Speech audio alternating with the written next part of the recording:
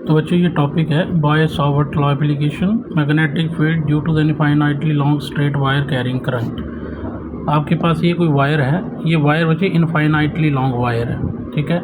ये पी वो पॉइंट है जहाँ पर आपने मैग्नेटिक फील्ड पता करनी है due to this current element infinitely long, ठीक है। ये करंट कितना जा रहा है इसमें से आई। तो बच्चे यहाँ से क्या करेंगे, देखिए ये जो पी पॉइंट है यहाँ पर मैग्नेटिक फील्ड पता करनी है, तो इसके लिए मैंने एक छोटा सा एलिमेंट कंसीडर कर लिया जिसका कि लेंथ कितना है डी एल, और ये एलिमेंट कितनी डिस्टेंस पे है from the centre, this is from L distance, ठीक है। तो इस ओ पॉइंट से पी पॉइंट का डिस्टेंस एक्स हो गया, और जो एलिमेंट कंसीडर किया वो है डी एल, जिसकी मैग्नेटिक फील्ड आपने इस पी पॉइंट पे पता करनी है। जब इसकी मैग्नेटिक फील्ड मिल जाएगी ना डी एल की पी पॉइंट पे, तो इसको इंटीग्रेट करके पूरे की निकाल देंगे, ठीक है। तो यहाँ से यहाँ तक का जो डिस्टेंस है दैट शुड बी आर। तो ये एंगल पूरे का पूरा बना θ1 और ये बना θ2। तो यहाँ से यहाँ पर पी पॉइंट के जैसे इसको टच करोगे तो यहाँ पर एक और एंगल जनरेट होता है थीटा, ठीक है। तो चलिए, तो बच्चे मैग्नेटिक फील्ड पी पॉइंट के ऊपर कितना बनेगा due to this d l element, तो वो बनेगा आपके पास it's d B is equal to mu not 4 pi I D l sine angle कितना यहाँ पे फाई, तो यहाँ फाई लगा दोगे डिवाइडेड बाय आर स्क्वायर। ये तो बॉयस-सावर्त लॉ है आपका, यही तो बॉयस-सावर्त लॉ है, ठीक है। आइडियल साइन फाई बटे आर स्क्वायर, ठीक है। तो बच्चे यहाँ से साइन फाई का वैल्यू आप निकाल लें। साइन फाई का वैल्यू निकालोगे, साइन फाई क्या होता है परपेंडिकुलर अपॉन हाइपोटेन्यूज, ठीक है। तो कितना बना एक्स बाई आर, परपेंडिकुलर कौन सी साइड है, ये फाई एंगल ये बना हुआ है आपका, ठीक है। तो ये परपेंडिकुलर है और ये हाइपोटेन्यूज है, क्या बना एक्स अपॉन आर, तो ये बन गया एक्स बाई आर, ठीक है। तो बच्चे यहाँ से कॉस थीटा, ये जो थीटा एंगल बना हुआ है, तो यहाँ से कॉस ऑफ थीटा की अगर मैं वैल्यू निकालूँ तो क्या बनती है बेस अपॉन हाइपोटेन्यूज होती है। तो बेस क्या आ गया आपका एक्स आ गया, हाइपोटेन्यूज इसका आर आ गया, तो ये भी सेम ही निकला। कॉस ऑफ थीटा की वैल्यू भी सेम ही होगी, that is equal to cos of theta. मतलब चाहे हम साइन फाई की वैल्यू निकालें या कॉस थीटा की वैल्यू निकालें, दोनों की वैल्यू कितनी आ रही है एक्स बाई आर के बराबर आ रही है, ठीक है। तो बच्चे आर इज इक्वल टू क्या हो गया हमारा, यहाँ से कर लो, तो आर इज इक्वल टू कितना बन गया आपका, ये बन गया हमारा x by cos of theta, cos theta. ये वैल्यू को ध्यान में रख लें, आर की वैल्यू हमारे पास ही आ चुकी है, ठीक है। अब यहाँ से आर की वैल्यू आ गई, और किसकी वैल्यू अपने को चाहिए बच्चे, यहाँ पे आप चाहिए भी साइन फाई का वैल्यू, फिर डी एल का वैल्यू, ये सारे चाहिए। तो ये सारे बारी बारी फाइंड करेंगे हम, ठीक है। तो मुझे बताओ अभी यहाँ से फाई का वैल्यू कैसे निकलेगा, तो टेन फाई निकाल लो, स्लोप निकालिए। Tan of phi is equal to what, क्या आएगा परपेंडिकुलर अपॉन हाइपोटेन्यूज। परपेंडिकुलर कितना यहाँ पे बताओ, परपेंडिकुलर टेन ऑफ थीटा के, टेन ऑफ थीटा निकालना, फाई नहीं निकाले, ten of theta, tan theta. तो थीटा के लिए परपेंडिकुलर का काम कौन कर रहा है बताइए, ये कर रहा है परपेंडिकुलर का काम, ठीक है। यहाँ पर थीटा बना हुआ है, ये थीटा, तो ये बेस है, ये हाइपोटेन्यूज है, तो ये परपेंडिकुलर हुआ ना फिर। तो परपेंडिकुलर ओवर बेस मतलब एल ओवर एक्स, यहाँ लिखना अपने एल ओवर एक्स।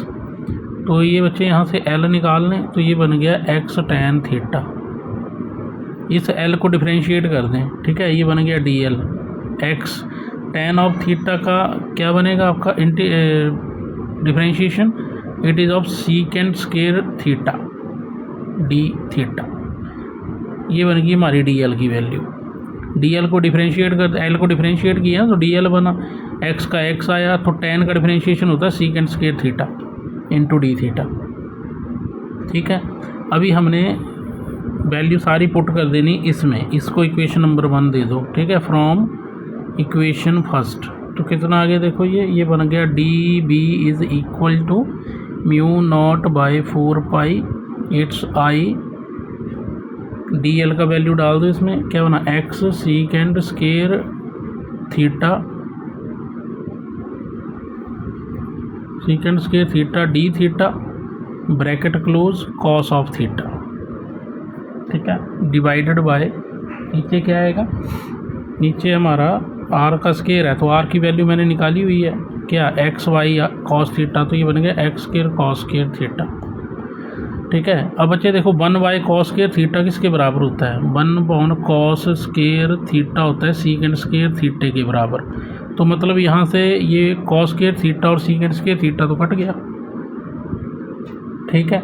और क्या कटा इसमें से? देखो एक x भी चला गया, तो हमारे पास बचता है dB = μ0/4π इट्स i, ये बना cos थीटा d थीटा बटे x, ये बचा हमारे पास, ठीक है। अब बच्चे इसको इंटीग्रेट कर दो। dB की इंटीग्रेशन क्या होती है? भी इंटीग्रेशन कर देनी है, भी इंटीग्रेशन नेट मैग्नेटिक फील्ड पता करने के लिए। तो dB की इंटीग्रेशन होगी भी इंटीग्रेशन ऑफ कितना बनेगा? dB, ठीक है। तो dB का इंटीग्रेशन कहाँ से कहाँ तक है? θ1 से θ2 तक लिमिट लेंगे हम, ठीक है। दो एंगल बने, देखिए एक θ1 बना हुआ है, एक θ2 बना हुआ है, ठीक है। इस लाइन के नीचे की तरफ वो वायर, इस ऊपर की तरफ को वायर है इनफाइनाइटली लॉन्ग, तो नीचे का एंगल θ1, ऊपर का θ2, तो लिमिट लेनी θ1 से θ2, और θ1 को रखना है नेगेटिव, ठीक है। θ1 को नेगेटिव साइन से शो करना है, क्यों? क्योंकि नीचे वाला एंगल जो है ना, बेस से नीचे वाला एंगल नेगेटिव रखना, ऊपर वाला पॉजिटिव। बस ये हो गया अपना। अब इसमें डालो वैल्यू, तो ये बना -θ1 θ2, dB का वैल्यू कितना है? μ0I cos theta d theta बटे 4π × x। तो कांस्टेंट चीज़ें बाहर निकालो, μ0I 4π x, ये तो कांस्टेंट है। इंटीग्रेशन हो गया -θ1 θ2, अंदर है गया cos थीटा d थीटा, बस, ठीक है। चलिए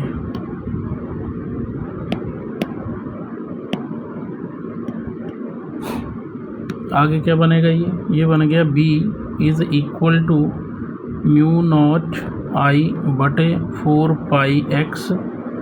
अब बचे यहाँ पर इंटीग्रेशन कर देंगे cos of theta d theta की। cos थीटा का इंटीग्रेशन होता है साइन थीटा, ठीक है, ब्रैकेट क्लोज। यहाँ बना θ1 नेगेटिव और θ2। अब थीटे की जगह एक बार θ2 भरो, एक बार θ1 भरो, तो b = आ गया μ0I बटे 4π x bracket sine of θ2 minus sine of θ1, sine of θ1, ठीक है। माइनस माइनस हो गया प्लस, है ना, बीच में माइनस होता ना, θ2 भरना, एक बार θ1 भरना, थीटा की जगह बीच में नेगेटिव साइन होता है, तो नेगेटिव θ1 के साथ ऑलरेडी है, तो माइनस माइनस यहाँ प्लस हो गया, ठीक है। चलिए मैं पूरा लिख देता हूँ, पूरा लिख देते हैं। तो ये है बच्चे θ2 माइनस, फिर आएगा माइनस ऑफ θ1, ऐसे। तो ये बन गया b = μ0I बटे 4π x sine of θ2 plus sine of θ1, ठीक हो गया, इतनी बात। अब बच्चे जो वायर है ना, वायर जो है, वायर ये इनफाइनाइटली लॉन्ग है, इनफाइनाइटली लॉन्ग है। तो इसमें जो θ1 एंड θ2 जो है, θ1 एंड θ2 जो होते हैं वो होते हैं π/2 के बराबर, ये याद रखना। इनफाइनाइटली लॉन्ग वायर के लिए थीटा जो होता है वो π/2 होता है। तो थीटा की जगह π/2 की वैल्यू भर देना,